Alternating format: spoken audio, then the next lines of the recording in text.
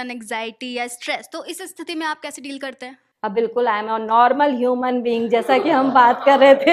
And I am full of all the emotions. मुझे गुस्सा भी आता है, मुझ में लव भी है, मुझे अंदर हेट भी होती है और मुझे तो ज्वेलसी भी होती है।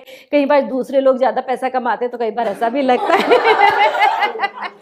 I am a completely normal human being. कहने का मतलब है ये सारे इमोशंस के साथ ही ह्यूमन है। अगर इनमें से इमोशंस ही हटा दें ह्यूमन में तो ह्यूमन ही क्या रहा।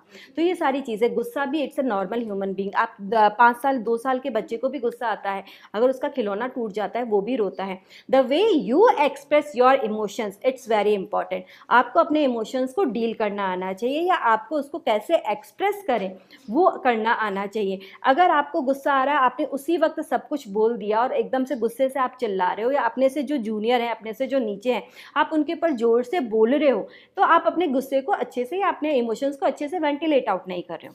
तरीका है कि आप अपने गुस्से को, अपने इमोशंस को किस तरीके से वेंटिलेट आउट करें। आप अगर किसी से प्यार करते हैं, आप उसको शो करें, आप उसको बताएं। ये बहुत ज़रूरी है। आप अपने इमोशंस को, अपने फीलिंग्स को अपने नियर वन से आप शेयर करें। अगर आपको गुस्सा आता है, आपको अपने पार्टनर की या किसी चीज़ की कोई चीज़ समझ में नहीं आ रही है, तो आप उसको प्यार से उसके बारे में बताएं। मैं ये नहीं कहती कि आप अपनी बात ना रखें या उनकी सारी बात मानें।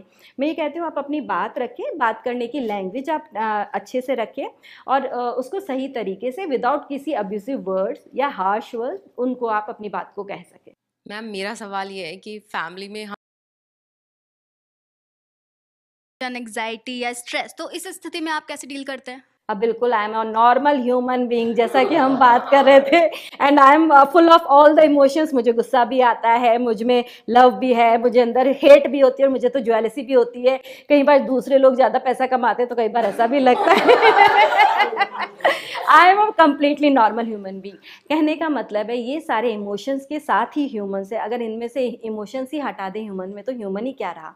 तो ये सारी चीज़ें, गुस्सा भी it's a normal human being. आप 5 साल 2 साल के बच्चे को भी गुस्सा आता है, अगर उसका खिलौना टूट जाता है वो भी रोता है। The way you express your emotions it's very important. आपको अपने इमोशंस को डील करना आना चाहिए, या आपको उसको कैसे एक्सप्रेस करें वो करना आना चाहिए। अगर आपको गुस्सा आ रहा है, आपने उसी वक्त सब कुछ बोल दिया और एकदम से गुस्से से आप चिल्ला रहे हो, या अपने से जो जूनियर है, अपने से जो नीचे हैं, आप उनके ऊपर जोर से बोल रहे हो, तो आप अपने गुस्से को अच्छे से या अपने इमोशंस को अच्छे से वेंटिलेट आउट नहीं कर रहे हो।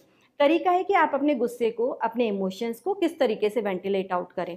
आप अगर किसी से प्यार करते हैं, आप उसको शो करें, आप उसको बताएं। ये बहुत ज़रूरी है। आप अपने इमोशंस को, अपने फीलिंग्स को अपने नियर वन से आप शेयर करें।